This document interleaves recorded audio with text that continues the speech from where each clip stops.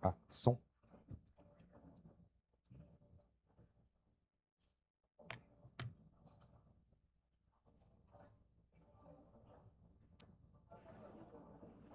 Et son.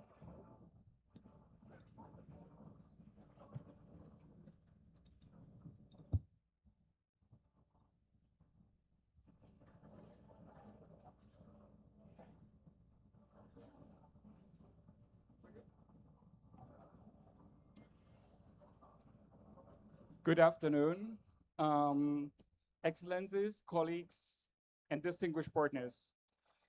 My name is Dieter Moppelt. I'm the moderator for this session. I am at the moment also chair of the UNFCCC Technology Committee, and I supported African Development Bank with some of her work. So it's a great pleasure to be here with you today and to welcome you to this session on the African NDC Hub on aligning ambition and implementation. Across the continent in Africa, we've seen remarkable shift. 53 from 54 African countries have ratified the Paris Agreement. 47 have updated their NDCs, and around 10 have delivered the long-term low emission development strategies.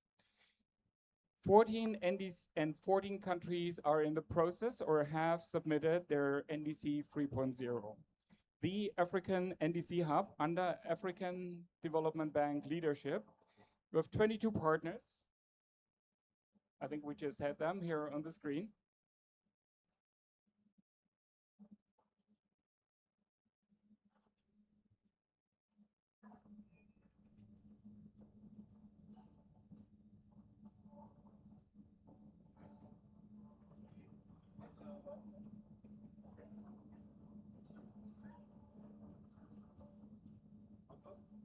Yeah. So we're just looking for all the partners of, so it's a great partnership on the NDC Hub. Maybe you skip it. Yeah, you see some of them here on the bottom. Yeah, so here we have them. So all the 22 great partners of the African Development is a coordination. So the NDC Hub is really a coordination engine. They're bringing together long-term, low-emission development and adaptation visioning, climate finance access, and country-driven priorities. Today, we want to highlight that what works in practice and what countries need next. To start off, I would like to invite Dr. Alhamdoudu Dorsuma to share the African NDC Hub's latest achievement, country coverage, finance mobilized, and insights from partner coordination. Over to you. Thank you very much. Dear colleagues, friends, let me first welcome you to this event on aligning ambition with implementation. As you may have seen, the first week of COP, which has ended, as well as the NDC synthesis report released here at COP by the UNFCCC Secretariat, have reaffirmed that Africa continues to demonstrate leadership in climate action ambition. As already mentioned, many African countries have been able to submit more ambitious NDC 3.0 submissions. And many of them have made commitments on both adaptation and mitigation.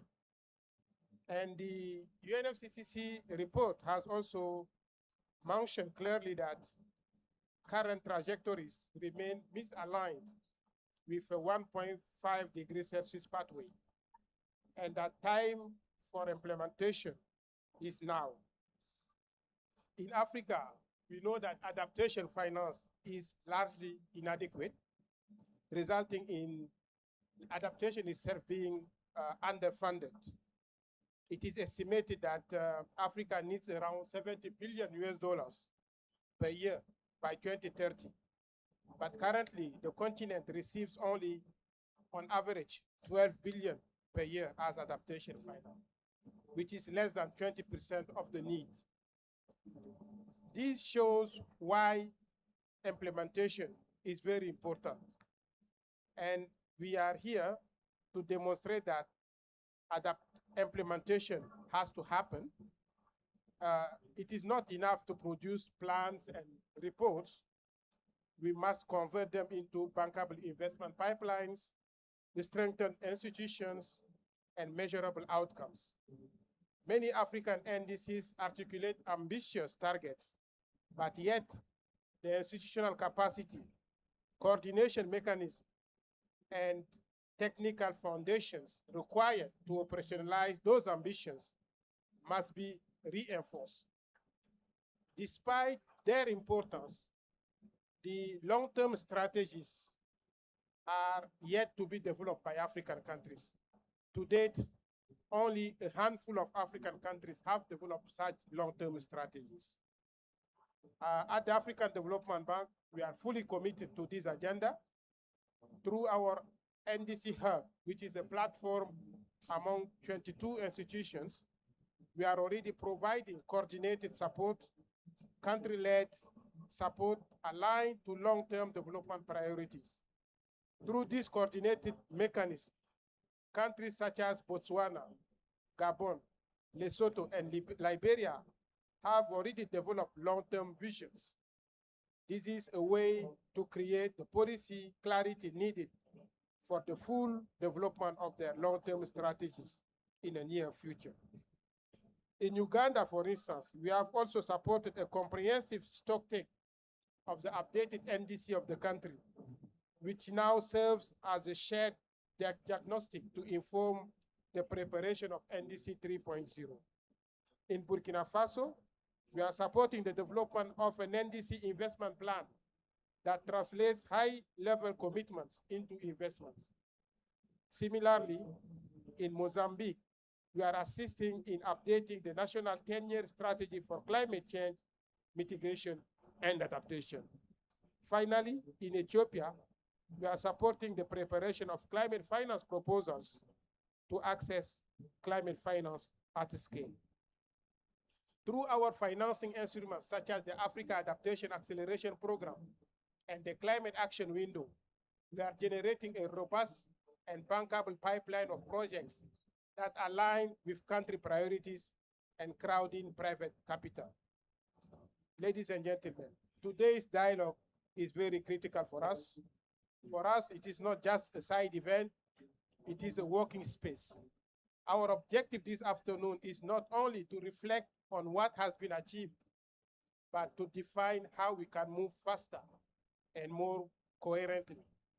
We'll hear from partners on how joint programming, embedded advisory support, and shared modeling tools are helping countries turn priorities into pipelines.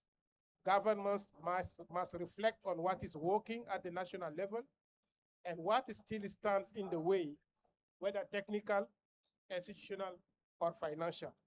We'll also preview insights from our forthcoming publication titled Long-Term Visioning as Africa's Compass to a Climate-Ready Future, Lessons from Botswana, Gabon, Lesotho, and Liberia. This work was supported by the African Climate Change Fund of the African Development Bank. The lessons are clear. Early political ownership is essential. The strong institutional anchoring is non-negotiable, and aligning climate planning with national development strategies is what delivers durability and attracts financing. As we look towards 2030, success will not be measured by the number of documents produced, but by the outcomes delivered. The Africa NDC Hub will continue working with all of you to align support behind country systems, minimize fragmentation, and close the gap between ambition and implementation. Thank you, and I look forward to a candid, practical, and solutions-oriented dialogue. Before I conclude, let me invite you this evening, from 5:30 to 7 p.m. to continue the conversation in a very informal way around drinks and snacks in the Africa Pavilion. Thank you for your attention.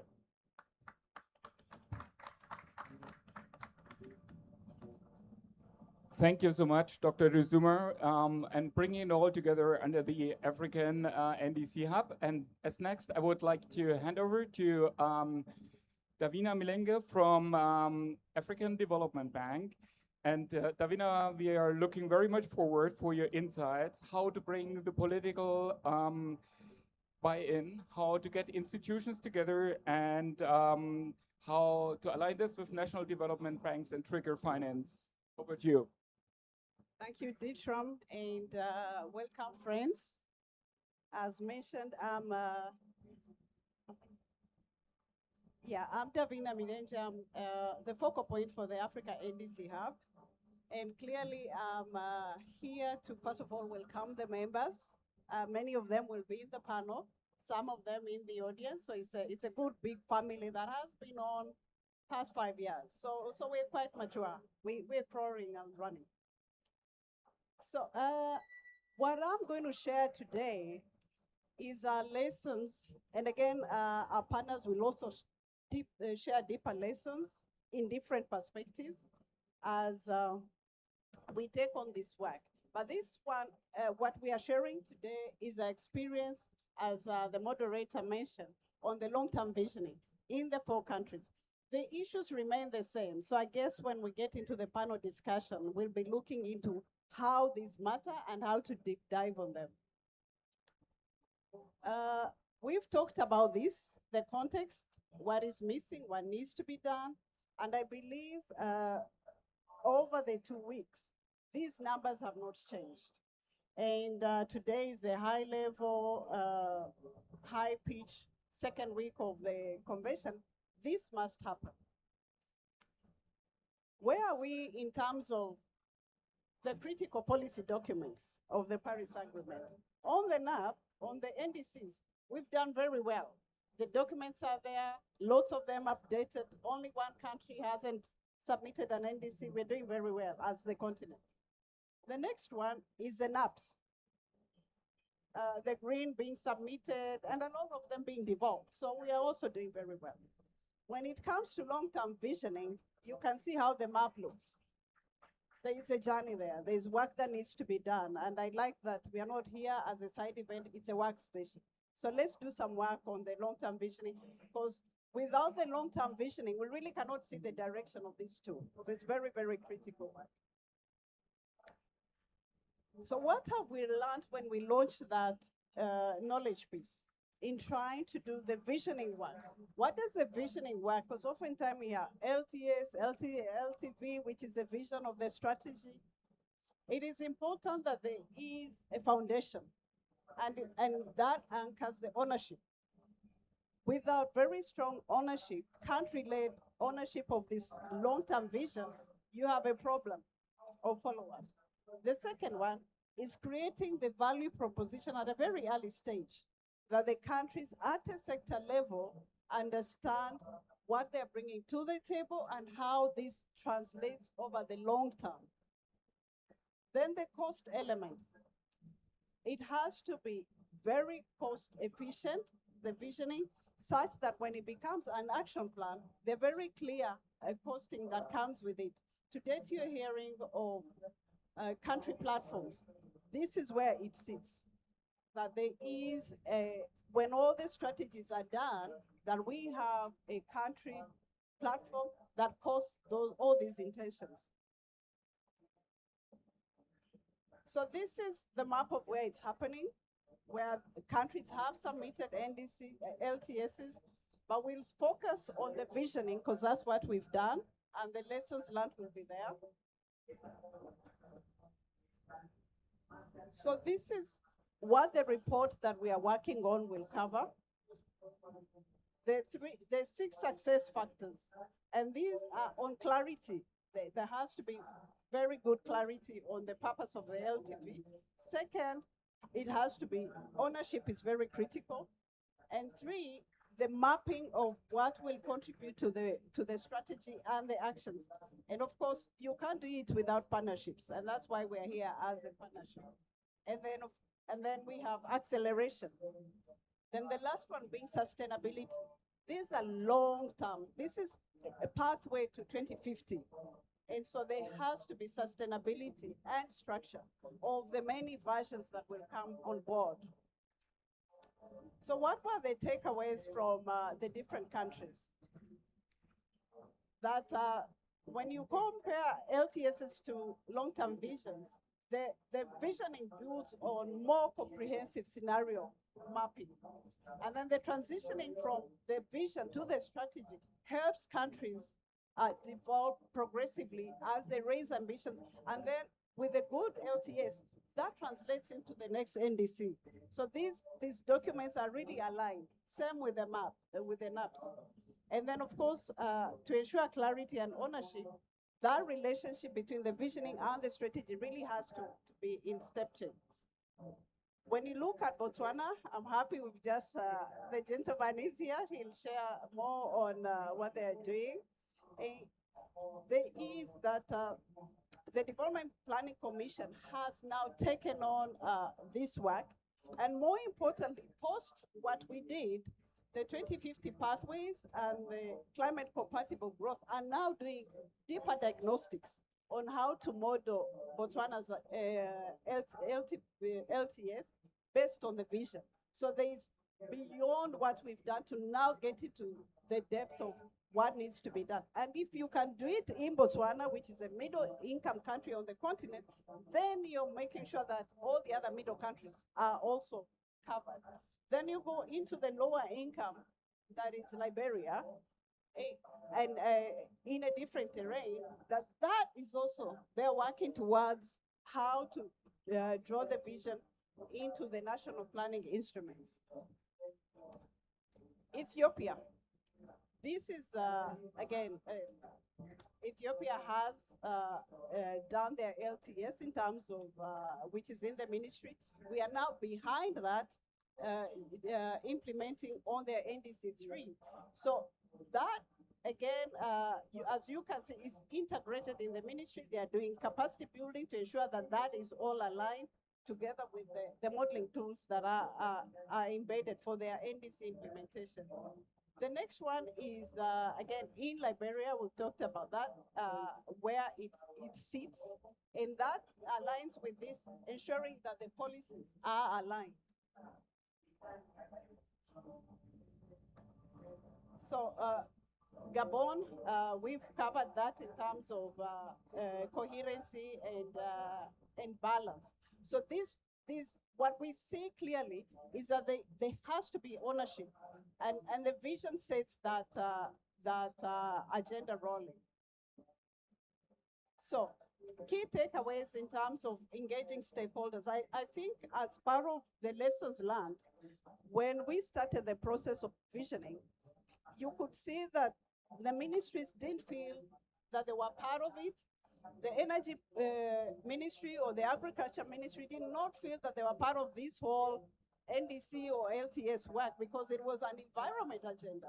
But the content of what is in the asset stock of the country was developed and owned by the sector department. So it was very important that the companies and the sector ministries aligned.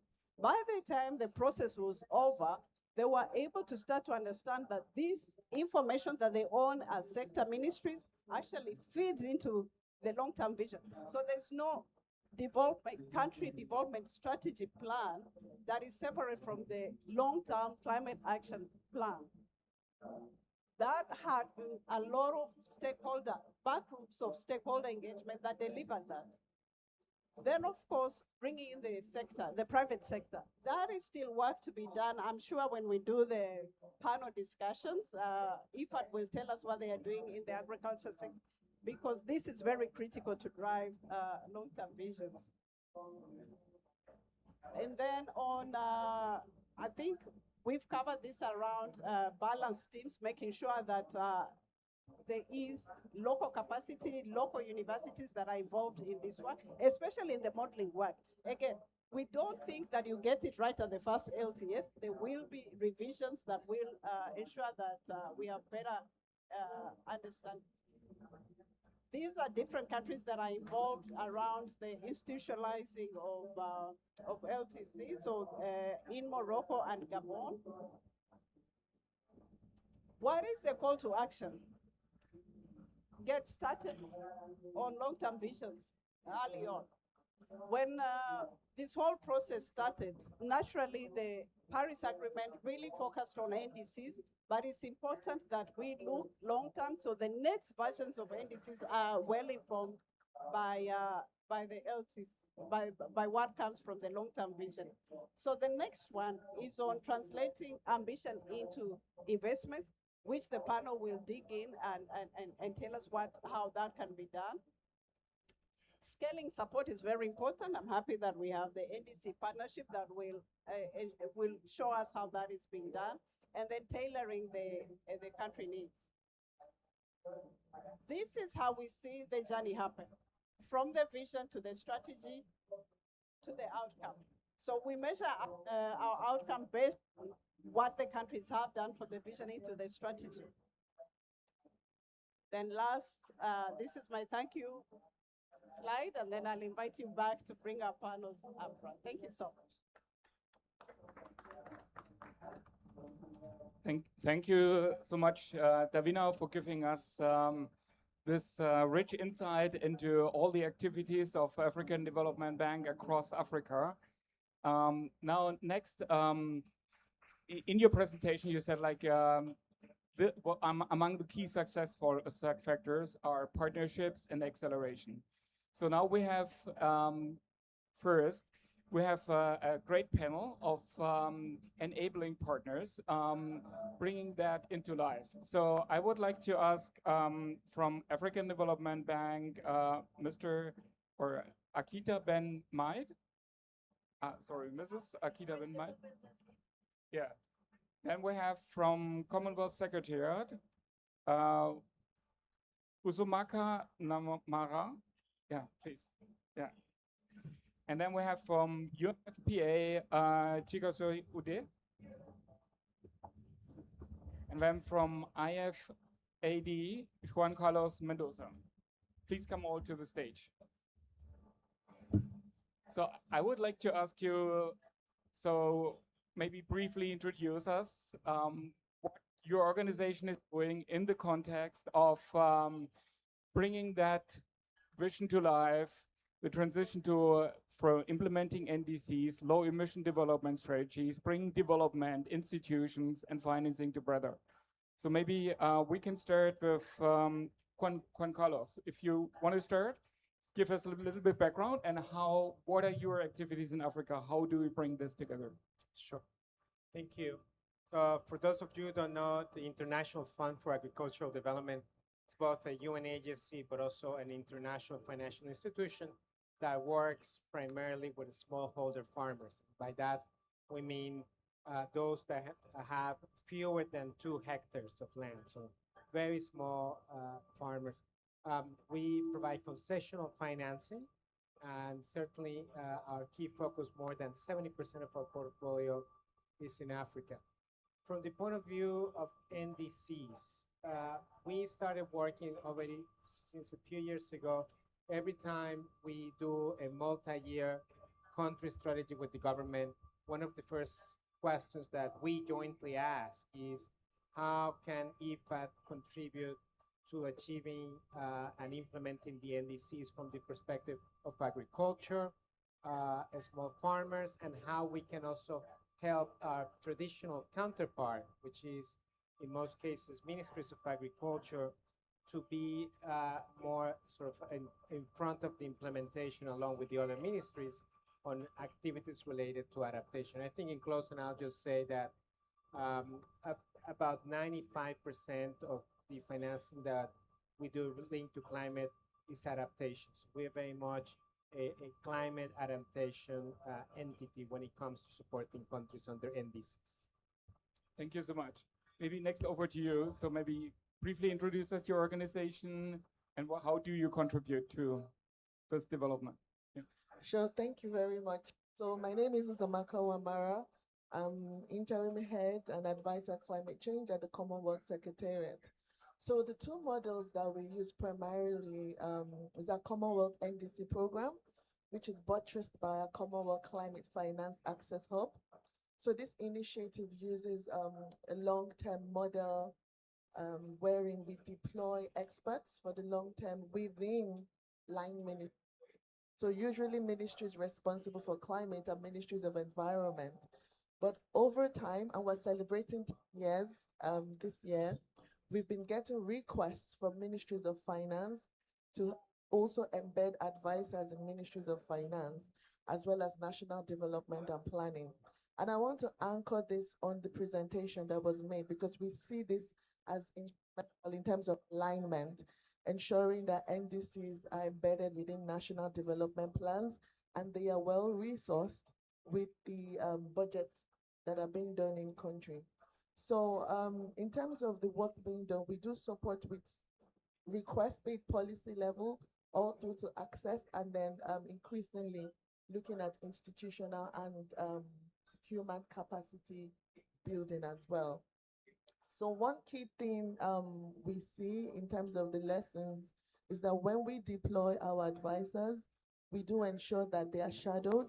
So the government ministries do identify at least 1 to 2 experts that work with advisors over the period of 1 to 3 years.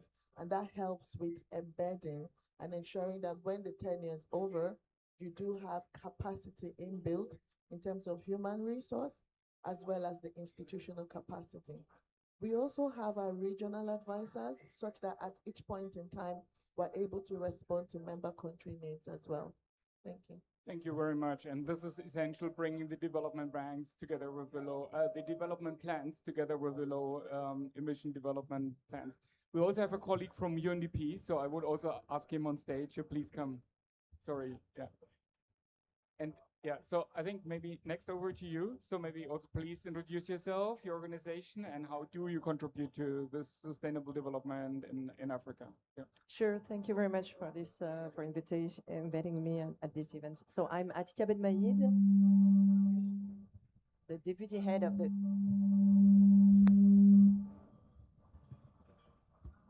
I'm Atika Bedmayid, and I'm not an IT professional apparently. I don't know. So I'm the deputy head of the Climate and Nature Division at the French Development Agency, and but we are working very closely also with the African Development Bank.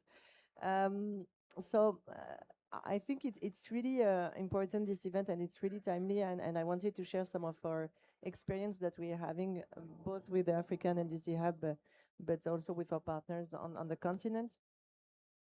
We have, actually, I'm going to talk about 2 programs. The first one is the 2050 facility. So we have this facility that helps countries in elaborating and implementing their long-term strategies since 2017. And we have partners with a lot of countries. We are coordinating with the newly created MDB long-term strategy. We had some coordination meetings and the 2050 pathway platforms too. But we created that the day after the Paris Agreement because we believe that it's something that is central to the request of, or to what the ambition of the Paris Agreement to accompany transition, low carbon and resilient development pathways. Actually, we know that most of the countries are mostly working first on NDCs, and it was something that was a part of the Paris Agreement. This year we see the NDC 3.0.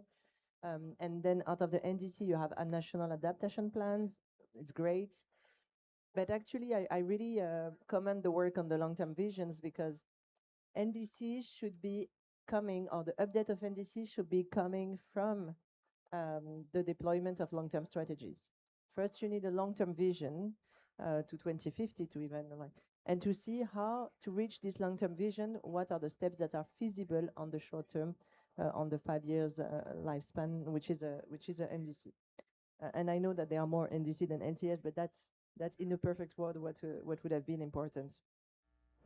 So this facility, maybe to mention a few exercises that took place in the continent and to show how it works. And I've seen during your presentation, you talked about sharing expertises and making capacity building at the national level. And that's really important.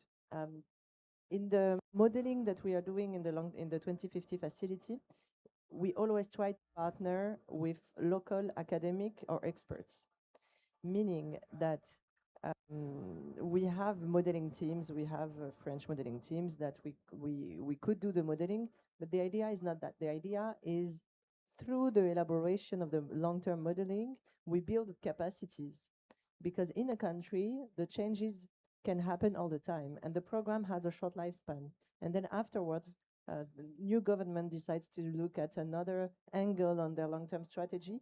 They should be on their own capable of looking at this long term. So it's really important for us in every country where we have worked. We have partnered with local capacities. I can, for instance, quote recently, that's the work we have done in Uganda, partnering with national university. And in Morocco, we did the same. Also, we partnered with a local university. In Morocco, we also had stakeholders consultation. So they were representative from the private sector, civil society, to inform the long-term strategy. I know I'm being long, but I'm just talking really quickly on the second program, which is Adapt Action. Adapt Action is present in 18 countries on the African continent. It has 3 pillars. The first pillar is to help in improving the knowledge on climate and adaptation measures. The second pillar is actually helping governance and planning. So through the support to elaboration on the national adaptation plan or NDCs, like recently in Senegal, for instance. And the third pillar is to originate projects, because it's not only about planning, it's also about making it feasible and practical in concrete results. So it helps in the third pillar in that regard. So I wanted to mention these 2 programs. Thank you so much. And then over to you. So please introduce yourself briefly, and then your organization and what you do for the low emission development strategies in Africa. Yeah, thank you very much. I'm Chair Gozeilda. I work as a program specialist on climate adaptation and innovation for UNFPA. And we've been working very closely with the hub and also with the broader financing tools of the African Development Bank.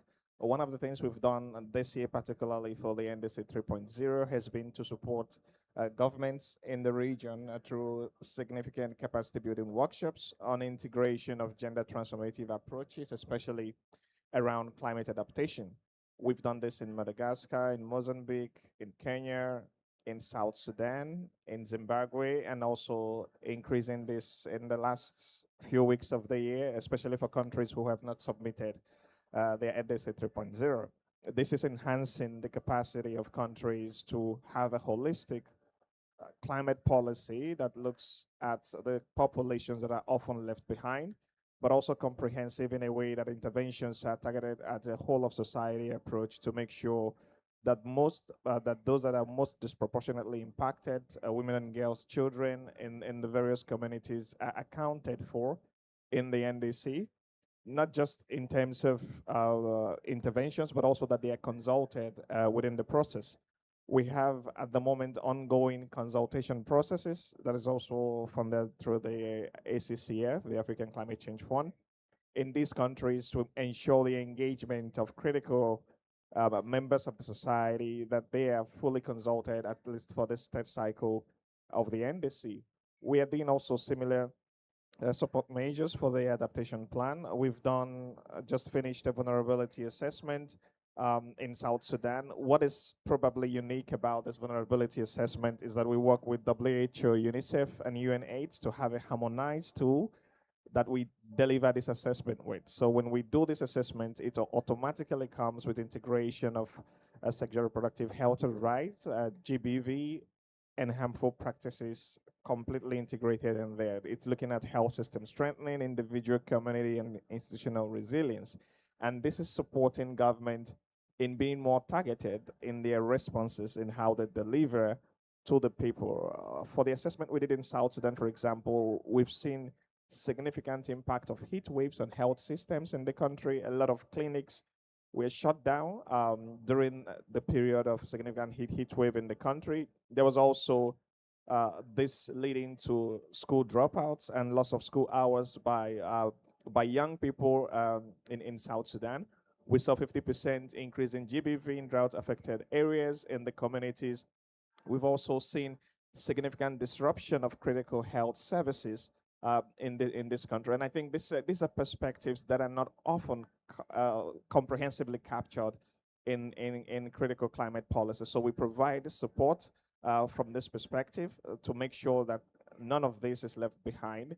And as we speak also in the direction of loss and damage, especially non-economic losses and damages, these are critical aspects that we want to make sure are covered and none of the intangibles are left behind.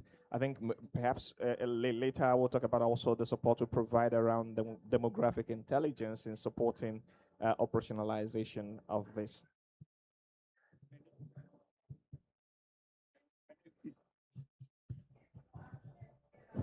Many thanks, and we'll come back with a second round of questions.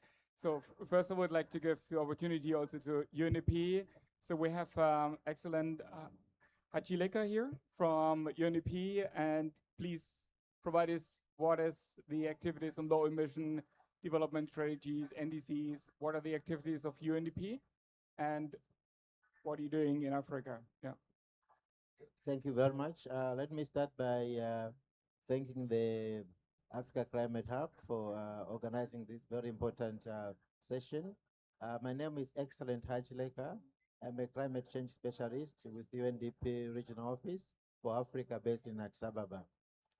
Coming to UNDP's engagement on NDCs, let me talk about our experiences with the Climate Promise, which has been the flagship initiative, not just for UNDP, but in the last 2 years for the UN system, where UNDP has been providing technical leadership to the whole UNDP resident coordination team under the UN cities. And we have supported about 120 countries to develop their NDCs, and 45 of those are in Africa. And this year, because we worked as a whole of UN system, we were able to mobilize other UN agencies in each country to identify what each agency would bring on board in terms of supporting the country, because we wanted to have a coordinated approach. And we've also worked very closely with the hub as well as the NDC partnership to make sure that there's no duplication of effort, but we maximize on the comparative advantages of each one of us. And in terms of the process, I think we have started with the very, very broad diagnostic approaches to understand where the country is in terms of the implementation of the NDC 2.0. So we have had a standard stock take process, which we've used to across the countries, so that we have a good baseline in terms of where the country is, and then to help the countries now define their targets going forward into the NDC 3.0. In terms of, in fact, a number of countries actually that we've supported have submitted their NDC 3.0 before this COP. In terms of long-term low emission development strategies, again, we are supporting a number of countries as UNDP. We have, I think, contributed to the Botswana process. We are also currently working with the Eswatini. Of course, we started by developing the vision and the methodology and roadmap for the full LT rates. And then we then move on now to use the methodology and the roadmap, which is approved by cabinet, to then now go ahead and do the actual LT rates. So this is how we are progressing, and what I can say is that the process this time has been very, very inclusive, to the extent that the NDCs that are being submitted are more ambitious in terms of targets, they are more inclusive in terms of the consultative process, and also to say that they are more implementable and investable. And we are now moving into helping countries to develop their investment plans, which are accompanied by resource mobilization strategies to ensure that we move from ambition now to actually implementing these NDCs. And so the whole climate promise architecture is being restructured under the Secretary General to now focus on helping countries to implement the NDC 3.0. I'll end there for now. Thank you.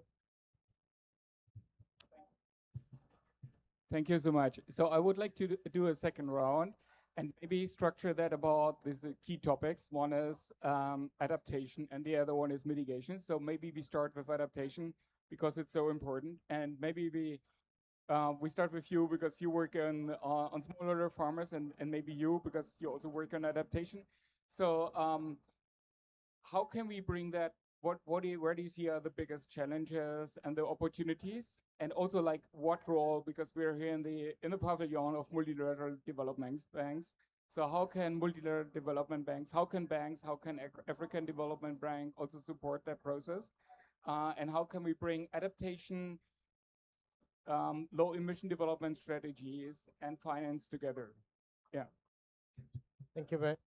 Let me start by I can make a plug for a publication last week, which is on the IFAD website on the investment case for adaptation. And I think this is one of the critical topics is to highlight that with adaptation investments, you can actually get a triple dividend. The first one is a reduction in losses, and this is something that we generally understand adaptation to be, but also that actually in the case of farmers, for example, we can increase yields and we ultimately can increase revenues for farmers. And this is a key point to say that adaptation investments is not just about bringing things to the state where they could be in the absence of climate change, but that we can take it even further. And then the third of this triple dividend is the environmental and social co-benefits that we can get out of these investments. Let me give you maybe an example of something we're doing in East Africa with the ARCA-FIM program.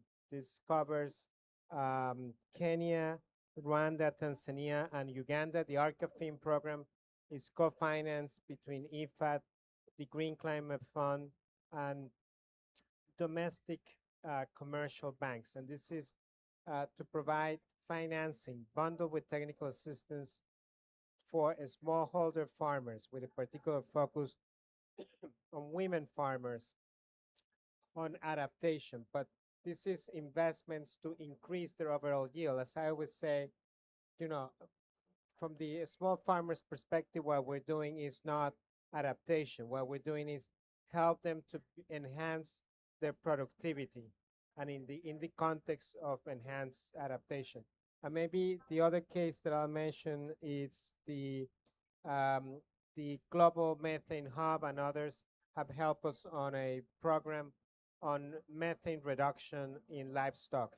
And again, from the perspective of the livestock farmer, this has nothing to do with methane. This has to do about better animal health, which leads to lower methane emissions, but also from the perspective of the farmer, increased yields as they see higher value of their breed, of their stock of animals. And from the climate perspective, we get lower emissions per kilogram of protein. So this is just a couple of examples. And again, I'll invite you to look at the publication on the investment case for adaptation. Thanks. Yeah, please be short because of time. Yeah. Okay, thank you. Yeah, I'll try to be short. And just to follow through as well is to say that for us, climate action has to be people-centered. So we have to put people at the heart of climate action. And this is why in the communities that we work in, adaptation and resilience is our main priority, to be able to ensure that populations are resilient and are able to recover from climate shocks, but not just recovering, but also that they have possibility to have sustained gain of this recovery or resilience on the long term. In the communities that we've been working, it's important the component of data, being able to quantify in real terms what the population's needs are to support government to be able to respond in a very specific way. As a population fund, we host many data streams, including the census data. Now we are harnessing demographic intelligence that we have in our database to be able to support country responses in specific areas of adaptation, to concretize what impacts populations are facing, what economic cost assessments, or what is the economic cost of inaction in these countries in specific areas, and how can investments be targeted to go to particular areas of key needs? And this is obviously related to populations most impacted and most vulnerable in critical areas. So we're trying to provide this support on demographic intelligence for countries to be able to be more targeted in their response, but also to ensure that the adaptation needs delivers for the communities exactly at the point of need. I know I have to stop, but yeah, I will stop here. Maybe very quickly on mitigation. So maybe to the colleagues from UNDP Commonwealth or AFD, who wants, so the question is, I think because of time, I would like to go to mitigation, either because we still have the countries. If that is okay, we can exchange later on. Let me just say very quickly, I think from our perspective, it's not either or. So I would push to say climate action encompasses both adaptation, mitigation. The best form of adaptation is excellent mitigation. But having said that, one of the things we're seeing in the work, and I'll use Maldives as an example. I mean, we all know implementation requires financing. And the latest report, when looking at the global goal, only 2% of finance is going towards adaptation. Now, in our portfolio, where we respond to our member country needs, we're seeing over 80% of our portfolio is on adaptation and resilience. So it is critical for us to get the finance flows in there. Now, under our NDC program in Maldives, we're working to support on an adaptation investment pipeline. That's saying something. Another point is we've done a review of all Commonwealth member BTRs that have been submitted, and what we're seeing is that over 80% of them are putting in adaptation as a requirement. So that's telling us something. And the transparency framework is an important diagnostic for us to see the gap that need to be filled. So it's not either or, but adaptation is critical. And one of the key things we're doing for the investor roundtable in Maldives is merging the work we're doing on the NDC program and the NAP Global Network and having a joint investor roundtable for the benefit of the country. Thank you.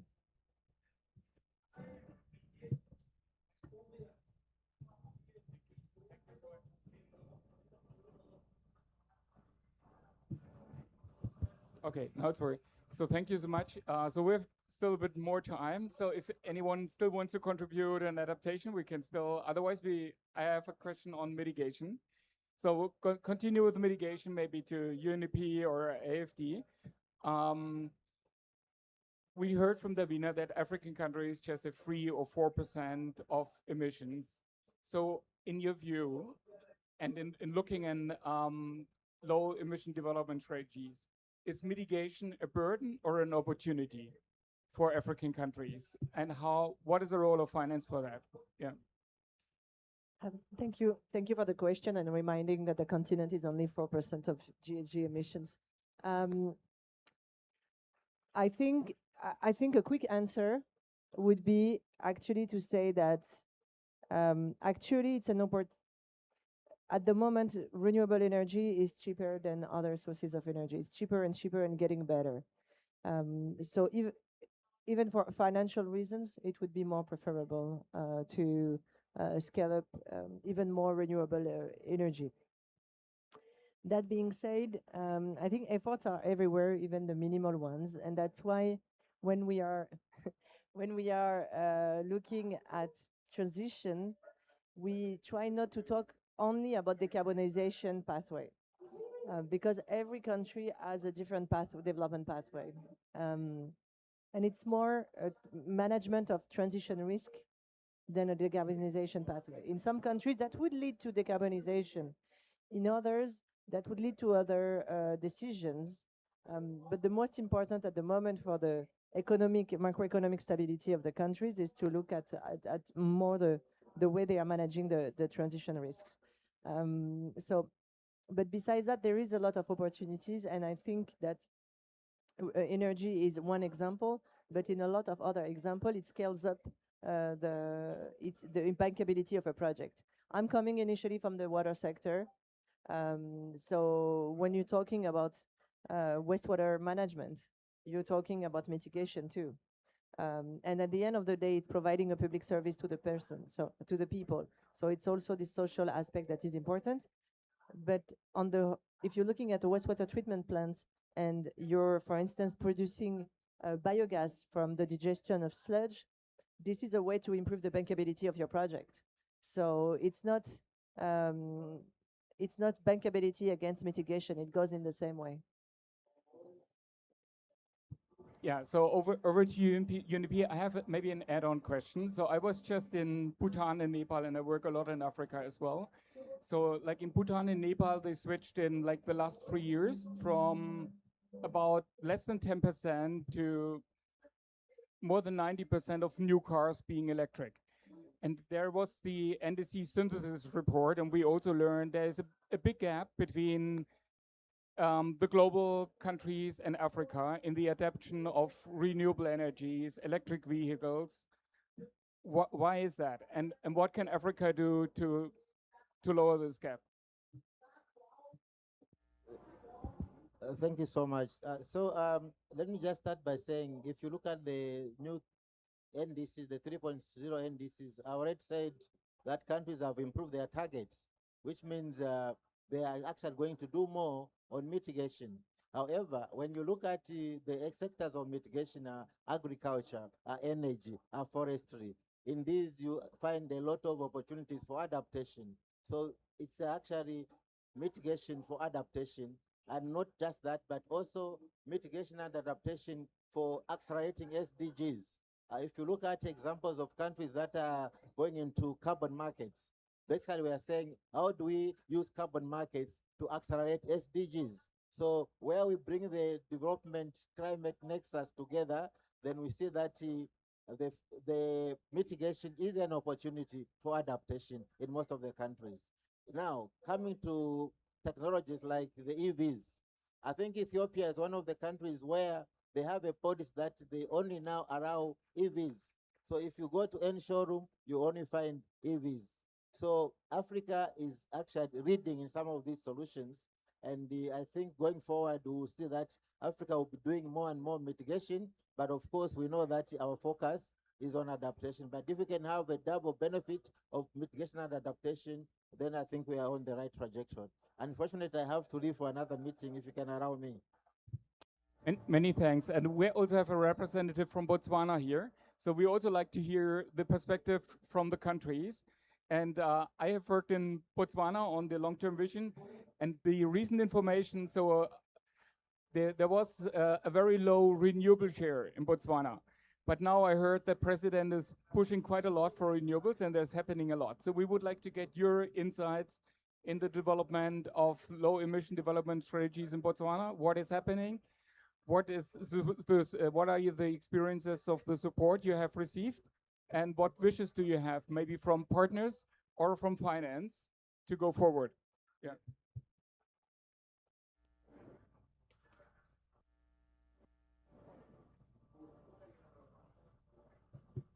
Hello. Thank you very much for putting me on the spot. But anyway, and thanks for the invitation.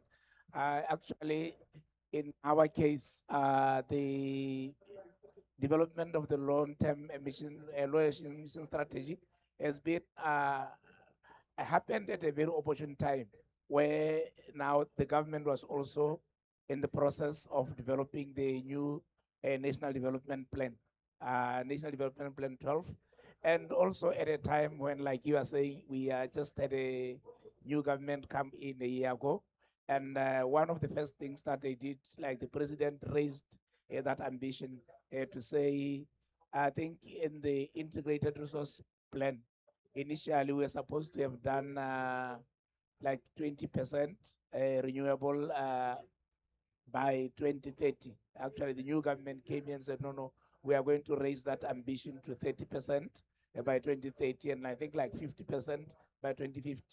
And also in our process of developing the LTS, we brought in, I think for the first time, we also brought in the National Planning Commission, again, to make sure that our strategy is aligned to the national development process. And I think, like I say, it came at a very opportune time that we are doing this. at a time that the government was also developing the long-term plan for the country. And also at a time we also remember starting the NDC 3.0, which in our initial meeting, we brought in the two parties. As we know, for the LTS, we are supported by AFDB 2050 Pathways.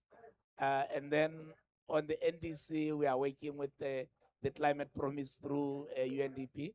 But we made sure that we meet before we start any of these processes, such that both the LTS, the NDC are both aligned.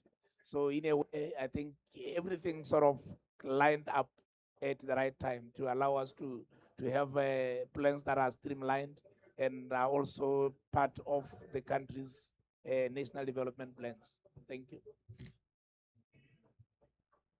Thank you so much, and I think that's an excellent example how to see like how low emission development strategies, development of renewable energies, and also national development plans can come together.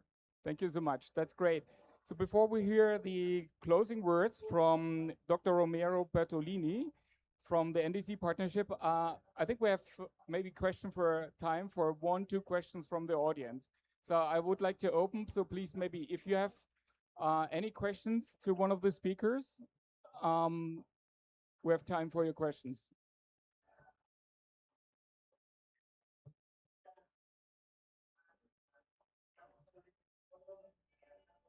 Okay, so if there are no questions, then I would like to hand over to Romeno. Over to you. Thank you very much, and excellent opportunity to be here. Thank you very much, dear colleagues.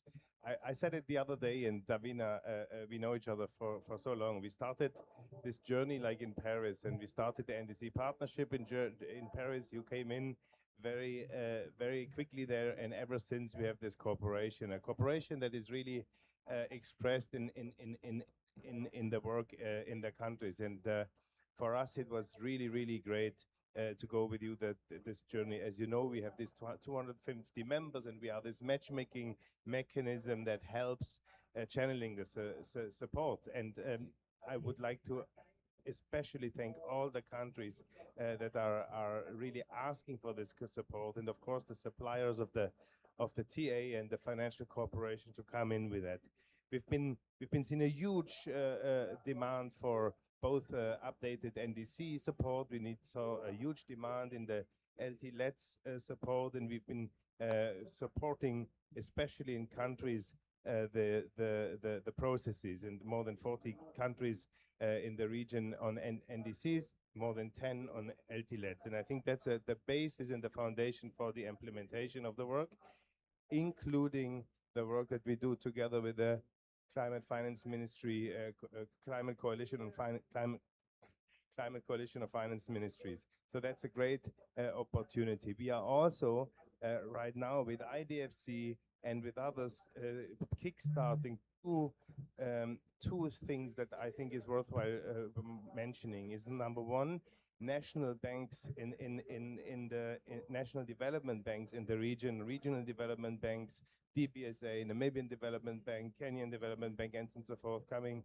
together to get capacity building when it comes to greening the financial system. We are building on a very successful example there that we do with EIB, funded by the German government and supported also by other multilateral development banks, where we basically support central banks in stress testing and providing the framework conditions that allow for the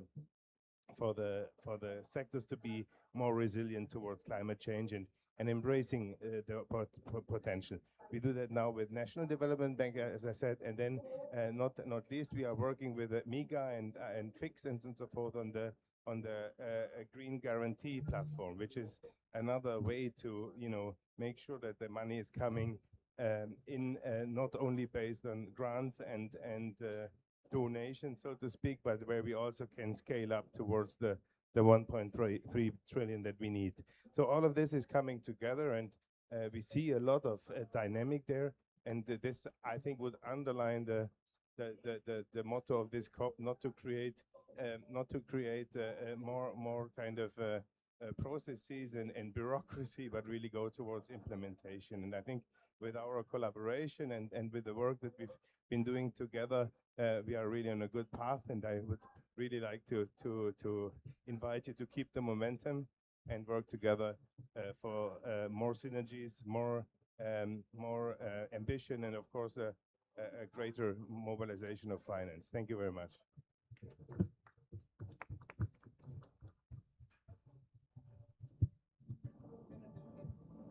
Yeah, so we have a globe photo, and many thanks for the great panelists. A round of applause.